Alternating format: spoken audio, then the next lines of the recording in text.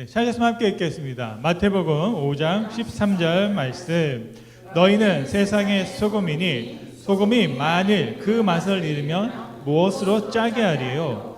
후에는 아무 쓸데없어 다만 밖에 버려져 사람에게 박힐 뿐이니라. 아멘. 자리에 앉으시겠습니다.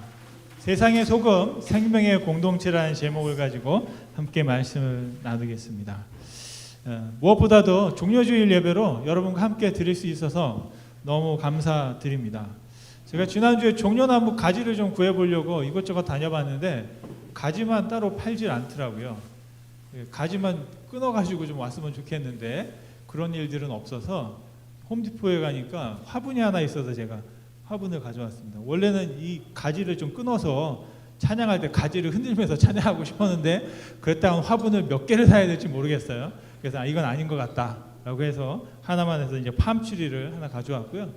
캘리포니아에서는 동네 한 바퀴 돌면 대충 끊으면 팜트리 몇 개 다 한 뭉씩 얻을 수 있거든요. 큰 것도 있고 작은 것도 있어서 그렇게 생각을 쉽게 찾을 줄 알았는데 그렇지 않았었습니다. 바로 오늘 주일에 예수님께서 어린 나귀를 타고 예루살렘에 입성하셨습니다. 그런데 바로 예수님께서 예루살렘에 들어가시기 전에 엄청난 사건이 있었습니다. 예수님과 아주 친했던 나사로라는 사람이 죽었다가 다시 살아난 것입니다.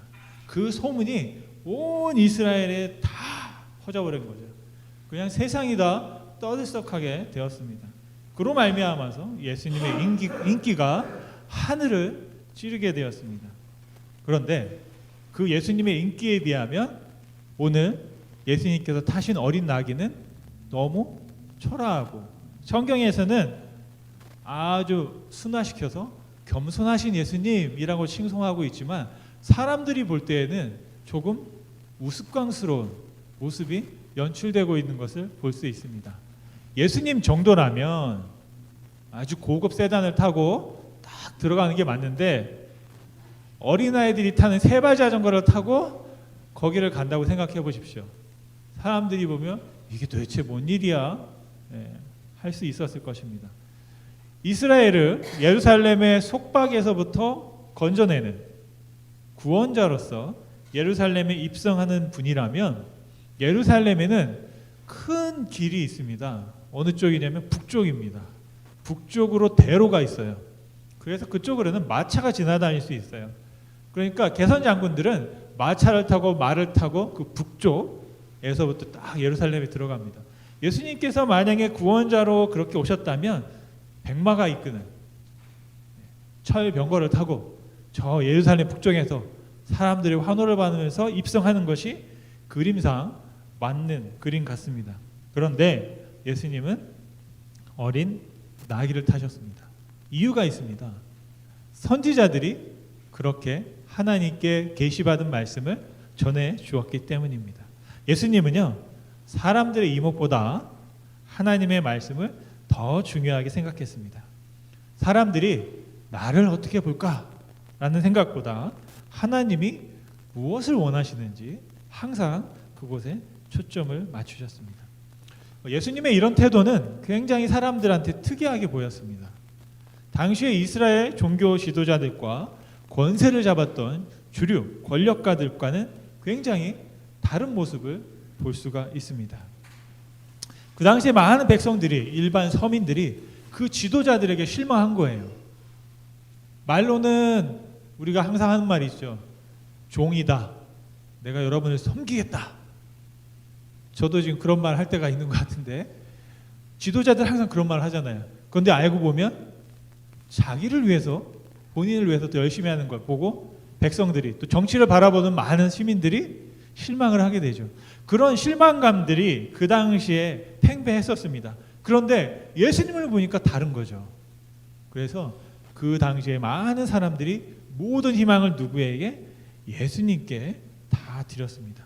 마지막 희망을 예수님께 건 겁니다. 오병이어의 기적이 일어나고 죽었던 나사로가 살아나고 우리의 모든 소망을 예수님께 걸어도 되겠다. 바로 그 클라이막스가 오늘 종려주일 예루살렘의 입성입니다. 이제 남은 것이 단 하나 있습니다. 그게 뭐냐면 예루살렘을 점령하는 겁니다. 예루살렘 성에 들어가서 예루살렘을 점령하고 로마에다가 요즘 같으면 선전포고를 하는 거죠. 이제 이스라엘은 당신의 나라가 아니라 독립된 나라입니다 라고 알리는 것입니다. 그런데 바로 그런 기대에 부응이라도 하듯이 예수님께서 예루살렘에 들어가시자마자 어떤 일을 하셨습니까?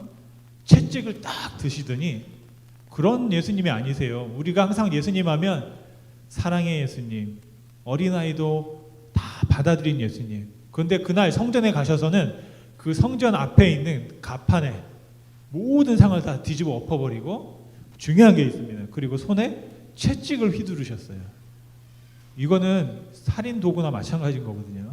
채찍으로 막 휘두르면서 선지자들이 했던 말, 그 말을 이루기 위해서 채찍을 드셨는데, 그렇게 온 예루살렘 성전 안을 발칵 뒤집어 놓으셨습니다. 그러니까 사람들은 더 기대하는 겁니다. 아, 그렇다, 맞아. 이스라엘이 회복되려면 무엇이 먼저 바뀌어야 되느냐? 성전이 바뀌어야 된다. 성전이. 예수님께서 정말로 제대로 일을 하고 계신 거다. 우리가 성전을 새롭게 해야만 우리 이스라엘이 새롭게 될 수 있다라는 그런 메시지가 사람들한테 전해진 것이죠. 그런데 그 다음부터 좀 일이 이상하게 벌어집니다. 예수님께서 아무 일도 안 하세요. 그냥 성전에서 가르치시고 밤에는 겟세마네 동산에서 기도하십니다. 특별히 다른 어떤 일을 하지 않아요. 사람들을 모으거나 세력을 만들거나 군대를 소집하거나 하지 않습니다. 그리고 결국에는 자신을 따르는 수많은 사람들이 있는데도 불구하고 그 사람들을 피해서 겟세마네 동산에서 기도하시다가 제자들이 자신을 지킬 수 있는데도 불구하고 어떻게 보면 스스로 군사들에게 잡혀서 십자가에서 죽임을 당했습니다. 지금 여기 보니까 십자가가 하나 이렇게 서 있습니다. 예. 어제 제가 페리시월 3층에 갔다가 보니까 그 십자가가 하나 있더라고요. 저기 있던 걸 이렇게 들고 왔습니다. 이쪽으로. 예. 보니까 너무 예쁘게 잘 만들어 놓은 아주 고급스러운 십자가입니다. 그런데 사실 십자가는 이렇게 보기 좋은 건 아니거든요. 네. 이게 무엇을 상징하는지 여러분 아시잖아요. 그죠? 사람을 죽이는 형틀입니다. 네. 그런데 우리는 이 십자가를 보고 눈물을 흘리고 감사하고 은혜를 고백합니다. 예수님은요, 이 땅에 오셔서 어딜 향해 가셨냐면 바로 저 십자가를 향해서 가셨습니다. 십자가가 의미하는 건 뭐냐면 죽음입니다. 예수님과 우리의 공통점이 있어요. 우리는 예수님과 똑같이 무엇을 향해서 가고 있습니까? 죽음을 향해서 가고 있습니다. 우리도 언젠가는 죽음을 만나게 될 것입니다. 어떤 사람들은 좀 빨리 가기도 하고 어떤 사람들은 좀 더디 가기도 합니다. 그래서 누가 먼저 갔다고 막 슬퍼하거나 누가 나는 이번이 아니라고 기뻐하거나 마냥 그럴 수가 없는 것이 우리의 삶입니다. 중요한 게 있는데 뭐냐면 우리가 죽음을 향해 가고 있다면 그 죽음을 우리가 어떻게 받아들이고 또 어떻게 맞이할 것인가, 그것이 우리에게 준비되어 있어야 하겠다라는 것입니다. 혹시 여러분 죽음을 어떻게 준비하고 계십니까? 남겨질 가족들을 위해서 생명보험을 여러분 들어놓으셨나요? 한번 손 들어. 네, 우리 제일 젊은 친구가 생명보험을 벌써 들어놨네요. 네. 생명보험의 수령자는 누구? 그래요? 맨날 나한테 목사님 하더니 내 이름은 없네요. 네. 네. 생명보험 들었으면 생명보험의 수령자를 누구를 정할 것이냐, 죽음을 준비하는데 딱 그런 생각하잖아요. 그럼 또 다른 게 뭐가 있을까요? 내가 가지고 있는 재산을 내가 원하는 곳에 기부하거나 나누어 줄 수 있도록 유언장을 쓰는 것, 뭐 이런 게 여러분 죽음을 준비하는 것일까요? 마지막은 내 죽음을 어디에다가 둘 것인가를 여러분 혹시 정하셨습니까? 저는 이미 정했습니다. 제가 예전에는 제 고향 화장을 해서 충청남도 홍성군 서부면 어사리 731번지라는 바닷가에 나를 뿌려달라라고 했어요. 그게 LA 있을 때는 그 정도 가능하겠다 싶었어요. 근데 지금 너무 멀리 왔어요. 그래서 거기까지 가려면 한참 걸리겠더라고. 그래서 이제 제가 마음을 달리 먹었습니다. 어떻게? 그냥 가까운 강에다가 뿌려달라. 예. 이유가 있어요. 다 연결돼 있더라고요. 뿌려놓으면 내가 알아서 찾아갈게. 이러면 우리 자녀들이 좀 더 쉽지 않을까라는 그런 생각을 해봤습니다. 여러분, 지난주에 보니까 우리 많은 분들이 고생하셨는데 우리 이군자 권사님이 굉장히 많이 고생을 하셨어요. 속병이 나가지고, 근데 엎친 데 덮친 격으로 남편 이영기 성도님이 또 편찮으셔서 그분을 간호하시느라고 자식이 아픈 것도 챙기지 못하고 아프다 말도 못하고 이럴 때 속상한 거예요. 꼭 그때 아파 왜?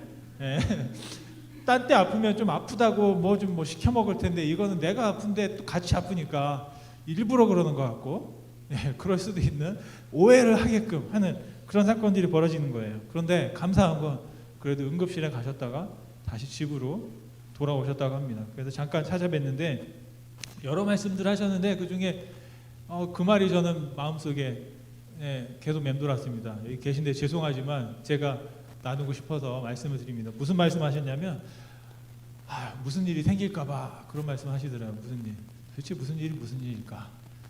작년에도 큰 수술을 하시고 오랫동안 병원에 계시면서 제가 보니까 거의 기적에 가깝게 회복되셔서 일상으로 돌아오셨는데 이번에 또 무슨 일이 생기면 어떡하나라고 이제 그런 걱정을 하시더라고요. 그러면서 눈시울을 막 붉히시는데 제가 옆에서 같이 울 수가 없잖아요. 그래서 모른 척하고 그냥 집으로 왔습니다. 기도를 해드리고 위로를 해드려야 되는데 같이 또 나도 그러면 안 돼요. 하나님 힘주실 거예요 하고서 이제 돌아왔어요. 그리고 나서 이제 그 이영기 성도님이 다시 막 열이 나셨는데 응급실로 다시 돌아가시지 않고 열이 떨어지고 이제는 안정을 되찾으셔서 식사도 조금 하실 수 있다고 합니다. 할렐루야. 그러지 않았으면 어제 우리가 김밥 못 얻어 먹었어요. 또 응급실로 병문안 갈 뻔했습니다. 제가 얼마 전에 이영기 성도님과 이런 식사를 잠깐 했었거든요. 권사님이 저를 붙여주셨는데 전도하라고 붙여주신 것 같아요. 근데 딴 얘기는 못하고 그런 말씀을 드렸습니다. 힘들고 몸 쓰는 일 있으면 저를 불러달라고. 괜히 다쳐가지고 일을 하다가 다쳐서 응급실 가면 제가 응급실 찾아가는 게 너무 힘드니까 그냥 내가 일을 할 테니 집에서 그냥 이군자 권사님이 차려주는 맛있는 밥을 같이 먹자. 그게 저는 더 좋은 것 같다. 그랬더니 이영희 선생님이 하하하 막 이렇게 한박 웃음을 막 지으시더라고요. 웃음을 얼마나 그렇게 멋있게 짓는지 모르겠어요. 저는 웃을 때 이렇게 웃는데 그 이영희 선생님은 하하하 막 남자답게 막 호탕하게 막 웃으시더라고요. 그 웃음이 아직도 지금 귀에 막 쩌렁쩌렁 울리는 것 같습니다. 근데 제가 그때 실수한 게 있어요. 뭐냐면 다쳐서 응급실 가시지 말라고 그랬거든요. 근데 아파서 응급실 가실 줄은 제가 몰랐던 거예요. 다쳐서 가시지 마시고 그냥 다치지 말고 그러면 제가 가서 하겠다고 그랬는데 알고 보니까 아파서 가시더라고. 이게 참 내가 말을 좀 잘 했었어야 되는데 라는 생각들이 들었습니다. 그럼에도 불구하고 그때 약속을 했거든요. 응급실 안 가기로. 근데 갔다 오셨어요. 그러니까 권사님 이번에 가서 목사님이 그러는데 안 가기로 했는데 갔다고 벌칙이라고 다음 주에 꼭 오라고 말씀하시더라 라고 한번 전해주셨으면 감사하겠습니다. 아까 권사님께서 그런 말씀하셨다고 그랬잖아요. 무슨 일이 생길까 봐. 죽음이라는 게 항상 우리 주위를 맴돌고 있죠. 근데 중요한 게 있습니다. 성도들은 그 죽음이 끝이 아니잖아요. 그죠? 우리는 죽음 넘어 그 다음을 준비하고 있는 분들인 줄 믿습니다. 예수님처럼 부활과 영생에 사는 사람, 바로 그 사람이 예수님을 따라가는 사람들인 것이죠. 우리는 종료주일로 끝나거나 고난주간으로 끝나지 않습니다. 부활을 축하하는 잔치에 참여하는 바로 그런 믿음을 갖고 있는 사람들이 우리 성도들인 줄 믿습니다. 세상 사람들이 보기에는 좀 특별하고 좋은 말로, 나쁜 말로는 이상한 사람들, 그게 바로 성도가 아닌지 모르겠습니다. 오늘 본문의 말씀에서 보면 예수님께서는 바로 그런 특별한 성도들에게 특별한 말씀을 하셨습니다. 너희는 세상의 소금이다. 소금이다. 여러분, 이 말씀에는 복음이 담겨 있습니다. 우리가 복음을 알고 믿고 누리고 나누는 생명 공동체가 귀담아서 들어야 할 세 가지 복음의 지혜가 담겨 있습니다. 첫째, 복음은 너가 아니고 너희라는 것입니다. 단수가 아니고 복수다라는 것입니다. 오늘 예수님께서 하시는 말씀은 12명의 제자들을 향해서 하신 말씀이고 수천 명의 사람들을 향해서 하신 말씀입니다. 한 사람이 아니고 여러 사람을 두고 하신 말씀입니다. 여러분, 복음은 한 분 예수님을 통해서 이 땅에 들어오셨지만 그 복음은 한 사람을 구원하는 데 그치는 것이 아니라 공동체를 형성하고 그리고 구원받은 사람들을 모으는 것, 거기에 복음의 목표가 있는 줄 믿습니다. 복음이라는 것은 복수예요. 혼자서는 교회가 될 수 없습니다. 교회를 칭하는 헬라어의 에클레시아라는 단어는 원래 그 로마 사람들이 모이는, 시민들이 모이는 시민 모임을 칭하던 단어입니다. 그러니까 회의라는 거예요. 동네 사람들이 모인 마을 회의, 그것이 바로 에클레시아의 의미입니다. 그래서 에클레시아가 되려면 혼자서는 할 수가 없는 거예요. 교회는 혼자서 할 수가 없습니다. 그래서 항상 같이 있어야 되는 거죠. 회의를 하려면 동의하는 사람도 있어야 되고 제청하는 사람도 있어야 되고 이 일을 제기하는 사람도 있어야 됩니다. 그래야만 회의가 되는 것이죠. 그래서 복음 안에서 우리에게 필요한 게 뭐냐? 공동체가 필요하다. 복음은 교회가 필요하다라는 것입니다. 저에게는 여러분들이 필요하고 여러분에게는 또 여러분들이 필요하다. 그래야만 우리가 무엇이 될 수 있다? 교회가 될 수 있다라는 것입니다. 그러니까 제가 교회가 될 수 있는 건 여러분이 계시기 때문인 거죠. 그런 의미에서 여러분 옆에 있는 분에게 감사하시기 바랍니다. 내가 혼자였으면 나는 교회가 될 수 없었던 거예요. 그런데 옆에 있는 분 때문에 내가 교회가 될 수 있었던 거죠. 감사하십니까? 그렇다면 한번 여러분 지금 감사를 표현해 보실까요? 이렇게 저와 교회가 되어주셔서 감사합니다. 한번 해보겠습니다. 시작! 저와 교회가 되어주셔서 감사합니다. 여러분 한번 생각해 보십시오. 제가 한번 설교하려고 딱 분위기 잡고 딱 올라왔는데 여기 아무도 없어요. 얼마나 여러분 황당하겠습니까? 근데 실제로 그런 일이 일어나더라고요. 여기서는 아니고 부산에서 한 목사님이 주일날 딱 갔더니 성도님들이 한 명도 없더래요. 원래 없었던 게 아니라 많이 있었는데 없더래요. 그 나중에 알고 봤더니 다 다른 교회를 간 거예요. 네, 성도님들께 다 연락해서. 그분이 누구냐면 얼마 전에 돌아가셨던 그 수영로 교회 정필도 목사님이십니다. 그러면서 그분이 깨달은 게 뭐냐면 야, 목회는 내 힘으로 하는 게 아니구나. 하나님이 보내주셔야 할 수 있는 거구나. 기도해야 되는 거구나. 그래서 제가 그분한테 배운 거는 목회는 그분의 철학이 뭐냐면 무릎으로 하는 거다라는 거였어요. 기도로 하는 거다. 참 이게 알면서도 쉽지 않은 것이 그거인 것 같습니다. 왜냐하면 여러분 요즘 같은 시대에는 5분 이상 10분 이상 가만히 앉아서 뭘 집중해서 하는 것이 쉽지 않은 시대입니다. 제가 최근에 읽었던 슬로우 영성이라는 책에서 보니까 금붕어가 한 9초 정도를 집중할 수 있다고 해요. 근데 사람은 여러분 몇 초를 집중할 수 있을까요? 꽤 많이 할 것 같죠? 네, 금붕어보다 1초가 모자르다고 합니다. 8초 정도 집중할 수 있대요. 그러니까 여러분들이 저를 지금 바라보면서 집중하는 거는 8초마다 다시 집중하는 거예요. 8초 하고 다른 거 생각했다가 또 집중하고 어때요? 과학적으로는 그런 계산이 나옵니다. 그러다 보니까 내가 뭘 집중해서 오래 하는 것이 굉장히 쉽지 않은 시대가 되어 있는 거죠. 그래서 할 수 있는 방법은 뭐냐면 어떻게든지 집중하고 할 수 있기 위해서 짧게 자주 많이 하는 겁니다. 요즘 젊은 친구들은 뭐 몇 시간씩 뭐 합시다 이거 힘들잖아요. 그러니까 5분씩 15분씩 요즘에 나와 있는 인터넷에 보면 이제 다 영상들이 1분 밑으로 설교도 30분 35분 한 거를 99초 1분이니까 60초 안에 요약해서 그 사람들을 이제 보게끔 막 이제 그런 시대가 되고 있는 거죠. 그런 상태에서 여러분 잠시라도 기도할 수 있다는 것은 굉장히 큰 축복이 아닌가 싶습니다. 여러분의 그 기도의 습관 또 하나님 앞에 나아가는 그 습관을 한번 키우기 위해서 이번에 고난주간 특별 새벽 기도에 함께 참여하시면 좋을 것 같아요. 그래서 무릎으로 하루 시작하시고 또 아까 말씀드린 것처럼 소문났다고 그랬잖아요.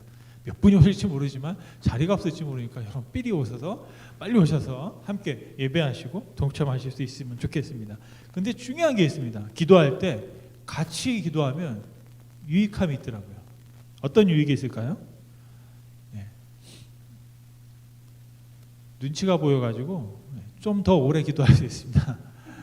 여러분 안 그러신가요? 부교육자일 때는 항상 담임 목사님 기도 끝날 때까지 기도를 해야 됩니다. 그래서 담임 목사님의 기도가 항상 그 중간이었어요. 그렇다면 여러분 이제 저는 얼마를 기도할까? 눈치 없는 사람들은 막 2시간씩 하면 이제 부교육자들은 큰일 나는 거죠. 이제 출근도 못 하고 일도 못 가고 그런 일들이 벌어집니다. 그런데 바로 그렇게 함께 하다 보면 더 오래 할 수 있다는 거죠. 혼자 가면 빨리 갈 수 있지만 여럿이 하면 더 멀리 갈 수 있다라는 말이 있습니다. 그래서 하나님께서 우리에게 공동체를 허락하셨다라는 것입니다. 둘째, 복음이라는 건 뭐냐? 교회가 아닌 세상이다라는 겁니다. 좀 불편한 말씀이 될 수도 있겠지만 제가 이재철 목사님의 설교를 듣다가 본문을 다시 읽은 거예요. 그분이 이런 말씀하시는 거예요. 너희는 교회의 소금이다 라고 예수님이 말씀하지 않으셨고 너희는 세상의 소금이다 라고 예수님께서 말씀하셨다라는 겁니다. 그때 저는 충격을 받고 다시 성경을 봤더니 정말 예수님께서 뭐라고 하셨냐면 세상의 소금이다 라고 말씀하셨다라는 겁니다. 처음에 저는 좀 어린둥절했습니다. 이때 예수님께서 말씀하시고 있을 때 사람들은 빈 들에 있었습니다. 그래서 그 빈들에 있는 사람들한테 말씀하시는 거예요. 너희 유대인이기 때문에 너희는 회당의 소금이다. 아니면 뭐 이스라엘의 소금이다. 라고 말을 했으면 아멘 하고 은혜를 받았을 텐데 예수님께서 하신 말씀이 뭐냐면 너희는 세상의 소금이다. 어떻게 보면 그 자리에 있던 그 사람들이 바로 세상을 대표하는 사람들이었던 것이죠. 어떻게 보면 예수님은 세상을 향해서 말씀하신 거예요. 예수님 앞에 모여있는 세상 사람들을 향해서 말씀하신 겁니다. 우리는 세상에 속해 있습니다. 세상을 떠나서는 살 수가 없어요. 어떻게 보면 세상의 일부이고 누구보다도 세상과 많이 닮아 있습니다. 여러분에게는 특별한 것이 있습니다. 세대 차이가 있어요. 우리에게는. 세대 차이가 뭐냐면 세상이 다르다는 거예요. 저와 여러분 또 우리 청년들이 살아가는 세상이 다르다는 겁니다. 그래서 차이가 있어요. 제가 저희 세대 때에는 아마 저보다 좀 더 윗세대에는 배우 중에 가장 멋있는 사람, 남자 배우 하면 전 알랑드롱이 떠올랐거든요. 그런데 요즘 청년들은 알랑드롱이 누구예요? 모르더라고요. 그 이상한 게 아니라 당연한 겁니다. 여러분, 한국 사람들은 항상 새로운 사람들을 만나면 나이를 먼저 물어봅니다. 그래야 이게 서열 정리가 돼요. 존대를 해야 될지 아니면 반말을 해야 될지 모르는 겁니다. 근데 서양 사람들은 나이를 물어보지 않습니다. 나이가 상관이 없어요. 그냥 평등하게. 또 혹시라도 나이 때문에 성 때문에 차별하는 걸 싫어하기 때문에 그냥 관계하는 걸 좋아합니다. 그리고 한국 분들은 부인도 우리라는 말을 쓰는데 저도 가끔 영어 하다가 실수한 적이 있습니다. 저 와이프가 있는데 This is our wife 뭐 이렇게 우리 부인이야 뭐 이렇게 했더니 그 듣고 있는 목사님이 깜짝 놀라더라고요. 아니 우리 부인이라고? 네. 그래서 그 다음부터는 일부러 더 해봤어요. Our wife. 네, 우리의 부인이야라고 해봤는데 황당해 하더라고요. 전 재밌을 줄 알고 했는데 깜짝 놀라는 거예요. 그게 뭐냐면 다 우리 부인이고 우리 와이프, 우리 남편이래. 네, 그런 게 뭐 우리는 그냥 우리라는 그 말이 입에 달아 있는 거죠. 그게 우리의 세상에 살면서 가지고 있는 습관입니다. 저도 시대를 살아가다 보니까 저도 모르는 이제 그런 생각들이 갖게 되고 관념들이 갖게 되는 것이죠. 우리들은 살아가는 세상 속에서 어쩔 수 없이 영향을 받고 살아갑니다. 그런데 예수님께서 바로 그런 세상을 보셨고 세상에 살고 있는 사람들을 보셨고 세상에 필요한 것들을 보셨습니다. 그래서 예수님께서 그 세상의 필요를 채워주기 위해서 어떻게 하셨습니까? 오셨습니다. 우리에게 필요한 것이 무엇입니까? 예수님이셨기 때문입니다. 오셔서 사셨고 죽으셨고 부활하셨고 다시 승천하셨고 그리고 성령님을 보내주시고 말미암아 지금 이 시간 저와 여러분과 함께 하시고 계시는 줄로 믿습니다. 바로 세 번째로 복음이라는 뭐냐? 차돌이 아니라 소금이다. 여러분 차돌을 아시나요? 저 예전에 그 차돌을 모아가지고 공기놀이 했거든요. 시골에서 플라스틱 막 그런 서울에서는 플라스틱 공기 만들어진 것 같고 했지만 우리는 어릴 때는 그냥 차돌을 모아가지고 단단한 돌이에요. 그래서 대리석 같은 거 조그만한 돌을 모아서 하면 깨지지도 않고 너무 잘 되었습니다. 근데 차돌을 제가 한번 재미삼아서 갈아봤어요. 맷돌에다가. 어머니가 알았으면 난리가 났을 텐데 차돌을 그냥 맷돌에다 갈았더니 갈리더라고요. 그랬더니 소금같이 하얗게 돼가지고 얼마나 예쁜지 모릅니다. 제가 찍어서 먹어봤습니다. 그랬더니 아무 맛도 없어요. 제가 좀 이상했어요. 여기 좀 차돌이 좀 있어요. 여기 아무 맛이 없더라고요. 어떤 생각, 맛이 나면 야 이거 내가 발명하는 거잖아. 이걸 팔면 되겠다. 소금 대신 쓰면 되겠다. 그런 생각을 제가 했으면 비슷하게 생겼으니까 짜든지 아니면 바닷가에 있는 차돌이니까 좀 짠맛이 나지 않을까 뭐 이런 생각까지 하면서 엉뚱한 생각을 했는데 아무 맛도 안 나더라고요. 그냥 텁텁하기만 하고 깔깔하기만 했었습니다. 그런데 마주 소금이 차돌같이 그런 맛이라면 아까 말씀하신 것처럼 버려질 것이다 라고 했어요. 여러분 소금이 얼마나 중요한지 모릅니다. 우리 몸에 소금이 없으면 우리는 살 수가 없습니다. 소금이 요즘에는 굉장히 나쁜 취급을 받는데 적당한 소금은 굉장히 중요한 것이거든요. 세균을 죽이기도 하고 몸의 부식을 막아주는 겁니다. 제가 어떤 책에서 보니까 소금의 용도가 14,000가지 이상이 된다라고 합니다. 소금이 사용되는 곳에. 그러니까 우리에게는 반드시 소금이 필요하다는 것이죠. 그런데 또 너무 많으면 문제예요. 혈압이 올라가더라고요. 소금이 너무 많아지면. 몸 안에 그 농도가 올라가니까 그걸 맞추기 위해서 막 물을 빨아들입니다. 그래서 결과적으로 혈액의 양이 막 높아져서 혈압이 더 올라가게 하는 역사가 벌어집니다. 제가 언젠가 막 이렇게 몸이 안 좋아서 봤더니 혈압이 높다는 거예요. 약을 한번 먹어보라고 그래서 먹기 시작했는데 그때부터 김치에 소금이 들어간 걸 알고 김치를 안 먹었어요. 제가 살려고, 죽지 않으려고. 그러다가 몇 개월이 지나서 그 김치가 들어가 있는 김치찌개를 땀을 뻘뻘 흘리면서 먹었던 그런 기억이 납니다. 그래서 바로 그런 어떤 상식을 여러분 알고 계시면 좋겠고요. 근데 중요한 건 저희가 아무리 계산하고 상식을 가지고 있어도 내 의지로 그렇게 몸 안에서 안 되거든요.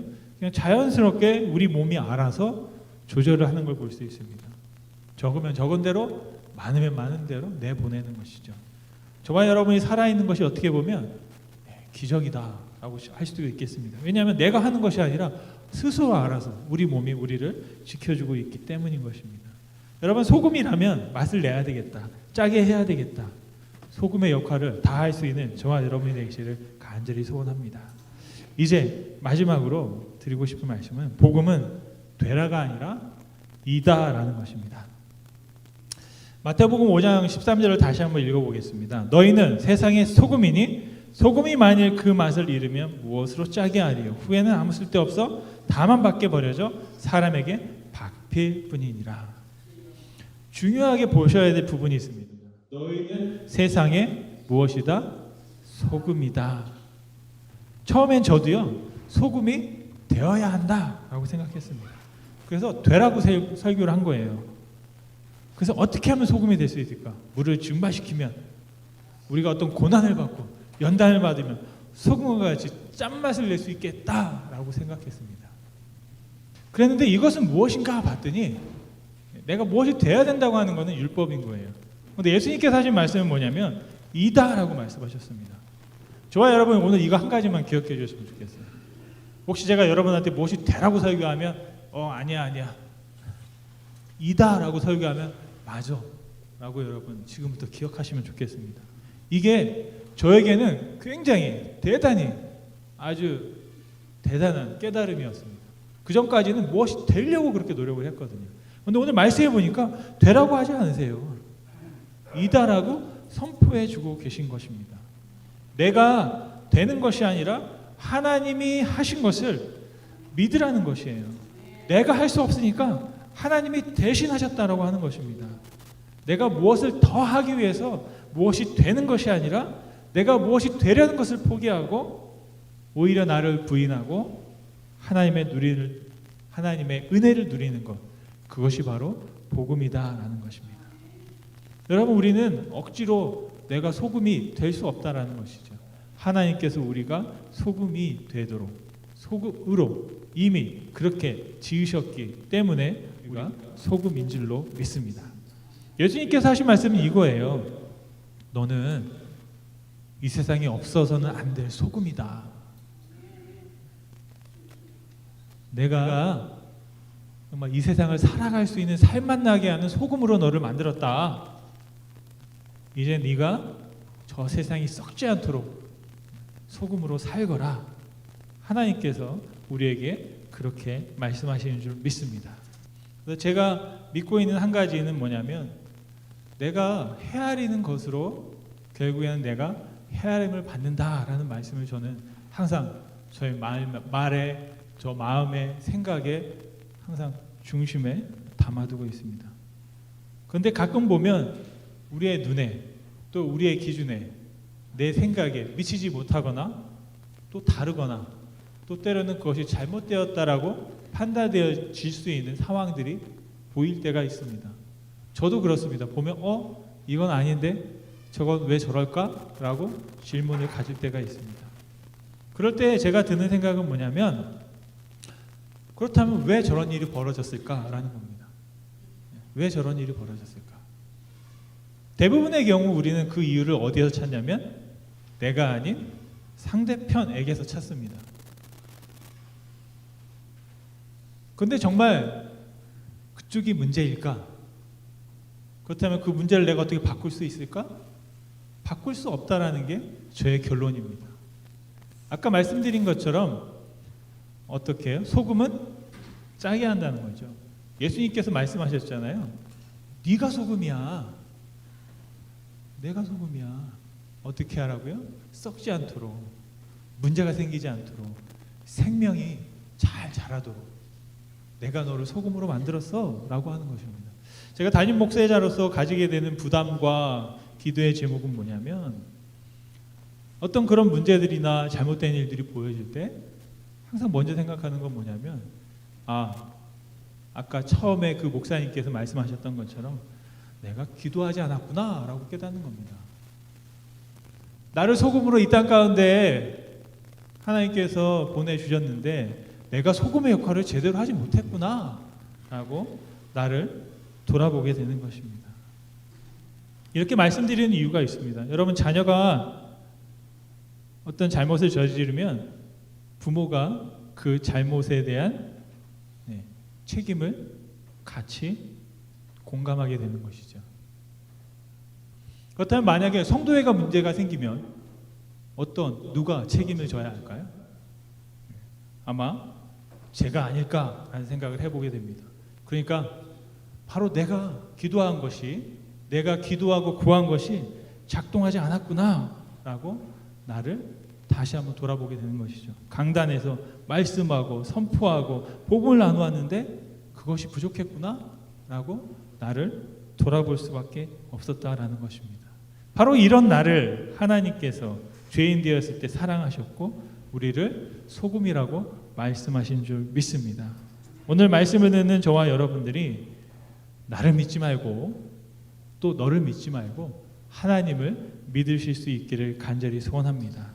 내가 생각하고 내가 의견이 있고 내가 주장하는 것이 하나님의 말씀이기를 바라면서 구하는 것이 아니라 정말 하나님께서 말씀하신 것을 우리가 믿고 그분 안에서 우리가 자유함으로 살아갈 수 있으면 좋겠습니다. 여러분, 복음은요, 너가 아니에요. 너희예요. 너희. 함께하는 것입니다. 복음은 공동체가 필요하고요. 복음은 교회가 아니에요. 어디에서? 세상에서 소금이 되어야 한다. 소금이다 라고 말씀하십니다. 복음은 차돌이 아닙니다. 모양은 비슷해도 아무 맛도 없는 껄끄러운 것이 아니라 소금이에요. 복음은 맛이 있습니다. 복음은 유용하고 복음은 소금과 같이 우리 공동체를 살리는 줄 믿습니다. 마지막으로 복음은 되는 것이 아닙니다. 하나님께서 이다라고 선포하신 것을 믿고 누리게 되는 것인 줄로 믿습니다. 여러분, 우리를 그리스도의 몸된 교회로 삼아 주셔서 예수 그리스도를 세상에 충만케 하신다는 하나님의 말씀을 믿음으로 말미암아 세상의 소금으로 살아가실 수 있기를 간절히 축원드립니다.